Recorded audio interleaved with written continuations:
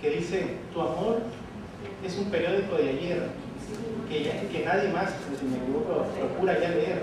O sea, nosotros los periodistas tenemos una gran tragedia, cargamos con una gran tragedia, que es que lo que producimos se acaba, generalmente. O queda en un archivo que solo lo van a consultar los estudiosos años después o años más tarde, pero se acaba. No es como un arquitecto que ve su obra cada vez que pasan por la rotonda, o pasaron una semana, 15 días produciendo un reportaje, pasó 5 minutos, tal vez lo repitieron, si estuvo muy bueno lo repiten en otra edición y se acabó. Ya nadie más, y si el que no lo vio ya no lo vio. Bien difícilmente va a ir a buscar el archivo ya como con una dimensión más histórica. Porque estaba muy poco explotado. O sea, quiero aclarar bien, no quiero decir que la nota informativa es mala, por favor, no me vayan a entender esto. Lo que yo quiero decir es que podemos trascender, que hay otras vetas en el periodismo que nosotros podemos explotar. Pero si me toca bailar la nota informativa, me echo a bailarla ahí. Y lo importante es dominar esa herramienta. Entonces yo me metí a un periódico que se llama El Semanario. Ahí, y me gustó, y yo vi ese periódico. Yo no tenía ningún contacto con ese periódico que circulaba. Así estaba yo, igual, estaba en segundo año, creo. Y llegué y se lo presenté al director o editor del semanario. Mi susto fue que se lo presenté un lunes, el jueves, tal vez porque no tenían material. Estaba en el caso que eso pasa con bastante frecuencia en un periódico, que uno lleva la nota y se la sacan hasta en portada y no se da cuenta que a veces que no tienen con qué llenar el espacio. Entonces yo miraba como ideal y me lo saqué en portada. Y a la semana siguiente me están llamando para ofrecerme un trabajo de medio tiempo. Y así me metí al semanario y así me metí a explotar la entrevista y el reportaje principalmente. Ahí friego y demuestro, ya presento el proyecto hasta que fundamos Magazine hace poco más de 5 años, que es una entrevista de reportaje, de los reportajes que yo quería escribir y que no hallaba mucho espacio donde escribir. Entonces era como en el mismo periódico que yo estaba trabajando, como ir haciendo los espacios donde yo necesitaba escribir, como yo quería escribir y como yo había percibido que a mucha gente le gusta escribir. No sé si me voy a entender. O sea, en la prensa, en el diario, publicamos reportajes y entrevistas, sí se publican, y sí se publicaban los domingos, pero iban revueltas con nota informativa. Entonces, de repente, si no había mucho reportaje, o no había ánimo o ganas de hacer reportaje, se llenaba con notas informativas el domingo, al hacer el domingo. No porque sea mala, sino simplemente para obligarnos a escribir esos otros géneros que les gustan. Les hago toda esta reflexión sobre el trabajo y esos otros géneros que hay, porque en la nota informativa, el reportaje es efímero, se acabó. En el periódico dura un poquito más, porque pueden dar todo el día y ustedes, si no lo leyeron en la mañana, pueden en la noche a lo mejor llevarlo a su casa y leerlo, o llevarlo en el bus y leerlo. También estas herramientas nos pueden llevar a construir espacios o productos más completos y más duraderos, como un libro. O sea, es totalmente legítimo que los periodistas nos metamos a escribir libros. Es más, es una deuda que nosotros aquí en Nicaragua tenemos pendiente. Si ustedes han ido a Colombia, por ejemplo, ustedes van a encontrarse en las librerías cantidad de libros escritos por periodistas. ¿Y cómo comenzaron esos libros? Un reportaje que estaban haciendo para el diario, 2 o 3 entregas, de repente el periodista vio que había más posibilidades, que hay un gran interés por ese tema y lo desarrolla en un libro que lo presenta de 200 a 300 páginas. Y lo presenta y tiene muy buen suceso. Igual en Argentina, casi en toda Latinoamérica ustedes encuentran. Aquí en Nicaragua los periodistas escribimos muy poco.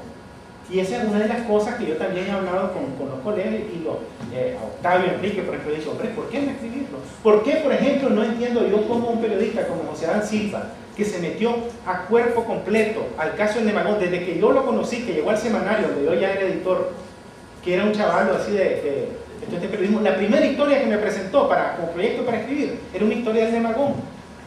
Las historias, el drama que está ahí, y hay historias que se pueden remontar a 50 años también. No, a veces nos da pereza, a veces no encontramos las oportunidades, también hay que reconocer eso.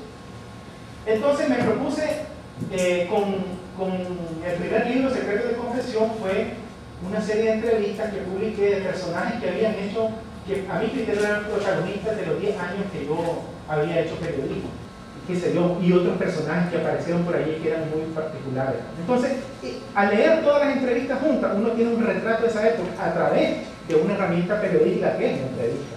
años de la época somocista y tratar de construir un retrato a mano alzada de Somoza, del último Somoza, de Somoza de Valle.